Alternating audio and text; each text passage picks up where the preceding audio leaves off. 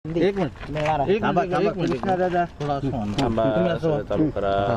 हा, right. Role. Role हे असं थांब हे असं धर. पाटील. सगळ्याचं येते. काय वाटते कशी निवडणूक झाली आहे आणि गुलाल उधळण्याची संधी 22 तारखेला मिळणार आहे का?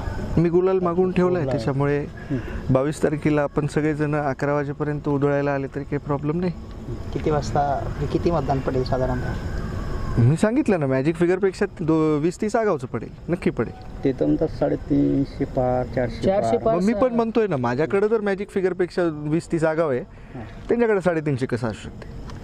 ते कदाचित पाकिस्तानहून आयात करणार असतील मतदान. पाकिस्तानहून कसं? नाही आता 300 जर त्यांच्याकडे आहेत आणि माझ्यापाशी जरी 270 आहेत, तर ह्याचं गणित किती झालं? आगावची मतं कुठून आणली, कुठल्या पक्षाची आहेत आता सांगा. तुम्ही सांगतो म्हटलं होते. नाही आज कुठं सांगतो. नाही, तुमच्याकडे जे गणित होतं ते गणित कुठं होतं? कोणतं गणित? माझ्याकडलं गणित मी सांगतो ना 22 तारखेला. कशाला आज त्यांना अडचणीत ना? नाही, आता मतदान झालं तर विषय नाही ना सांगायला. नाही आज नाही सांगणार आहे, 22 तारखेला नक्की सांगतो आपल्याला. गुलाल निश्चित आहे तुमचं. माझ्या कॉन्फिडन्सवरून तुम्हाला काही शंका वाटते का? बरं, आता काल जे सुषमादाराने तुमच्या अष्टीकर साहेबांच्या बद्दल चतुर म्हणून ट्विट केले. नाही ठीक आहे, चतुर तर मी आहे, त्याच्याशिवाय राजकारणी कसं म्हणून झालो असतो नाही का? आणि सुषमाताईंनी माझ्याबद्दल काहीतरी लिहिणं हे म्हणजे जरा अतिशयोक्ती झाले. कारण मी आजपर्यंत आत्ताही 1 तासाभराखाली मिलिंद नार्वेकर साहेबांना बोललेलो. मी माझी बाईटसुद्धा क्लिअर केलेली.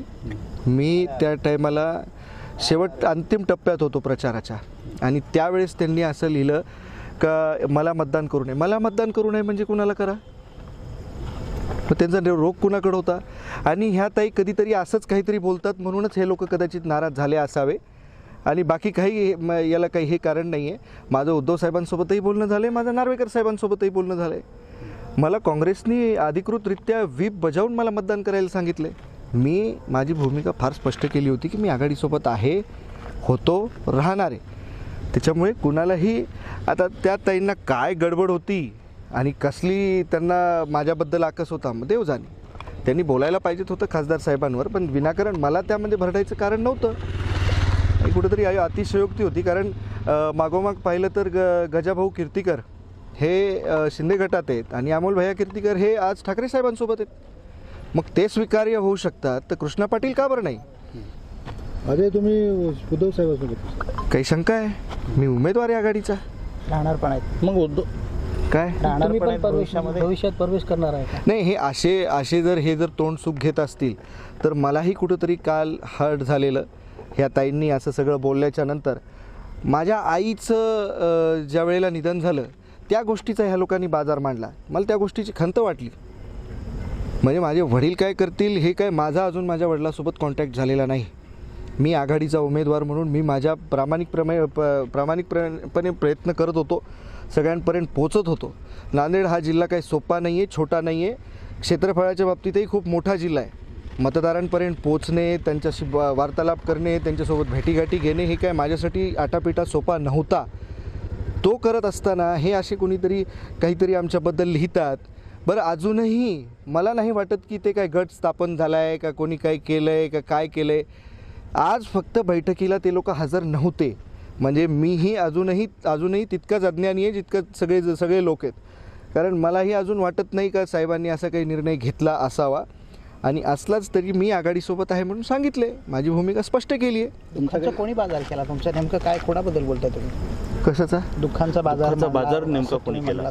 नाही, मला माहीत नाही. हे आपल्या चॅनलच्याच माध्यमातून आलं की साहेबांना कोणीतरी सांत्वन नाही केलं वगैरे.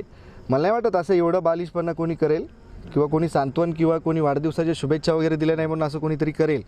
एवढे बालिश कोणीच नाही आहेत. त्यामुळे ह्या सगळ्या गोष्टीचा अफवा आहेत. आणि मी विनंती करणार आहे आपल्या मीडियाच्या माध्यमातून, माझ्या वारलेल्या आईच्याबद्दल चुकूनही कुणीही बाजार करायचा नाही. हे कुठंतरी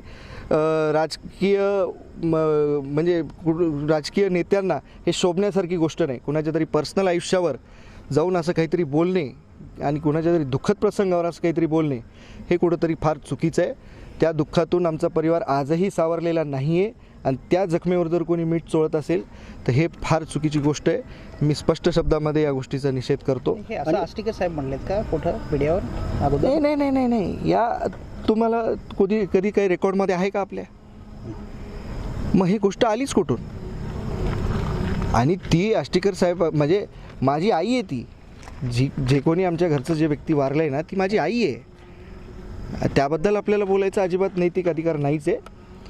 आपण आष्टीकर साहेबांबद्दल बोलत असताना ती माझीसुद्धा आई आहे, ह्यासुद्धा गोष्टीचं आपण भान ठेवलं पाहिजे. आष्टीकर साहेब आता कुठे आहेत? हे मला कल्पना नाही आहे. मी आपल्याला सांगितलं ना, ज्या वेळेसपासून त्यांचा फोन बंद झाला आहे त्यावेळेसपासून आमचीही फॅमिली तेवढ्याच टेन्शनमध्ये आहे का फोन कोणाचाच लागत नाही आहे. आणि योगायोग असा आहे का त्यांनी त्यांची गाडीसुद्धा नेलेली नाही आहे, त्यांच्यासोबत त्यांचा PA पण नाही आहे. त्यामुळे कुठल्या दुसऱ्या माध्यमातून त्यांचा संपर्क होईल असं कोणी माध्यम माझ्याकडे तरी नाही आहे. युवासेनेतर्फे वडील आहे, तुम्ही नांदेडमध्ये पोलिसांमध्ये तक्रार काय केली नाही का? कुठे गेले, काय गेले? अहो ते सुज्ञ आहेत, समर्थ आहेत, खासदार आहेत. मी खासदाराची कंप्लेंट करू? नाही, कुठे गेले? कुठे गेले तुम्ही म्हणले ना, संपर्क होत नाही. संपर्क होत नाहीये. येतील एवढे. मागच्या वेळेला जेव्हा बंड झाला होता तेव्हा बऱ्याच आमदारांच्या पत्नींनी किंवा त्याच्या नातेवाईकांनी पोलीस ठाण्यामध्ये वगैरे तक्रारी दिल्या होत्या. आणि आम्ही तक्रार देतोय असं पण माध्यमांशी ते बोलले होते. असं काही नाही, मी असं काही कुठलाही प्रकार करणार नाही आहे. बघूया. मला आजही वाटतं का माझे वडील वापस येतील. त्यांच्या मनामध्ये काय आहे हे मलाही कल्पना नाही आहे. आपण पाहिलं असेल तर या महिन्याभरामध्ये मी माझ्या प्रचारात गुंतलेलो होतो. त्यामुळे मला फारसा हे काय बाहेर काय घडते किंवा त्यांच्या आयुष्यात काय घडते हे मला कदाचित थोडंसं या महिन्यात तरी माहीत नव्हतं. बरं दादा, कालच्या जेवढ्या बातम्या झाल्या त्याच्यावरनं मीडियाच्या दादा, माध्यमातून कालच्या ज्या बातम्या सगळ्या झाल्या त्याचा मतदानावर काही परिणाम झाला? कसलाच परिणाम नाही. आव्हान काय करायला आष्टीकर साहेबांना तुम्ही मीडियाच्या माध्यमातून?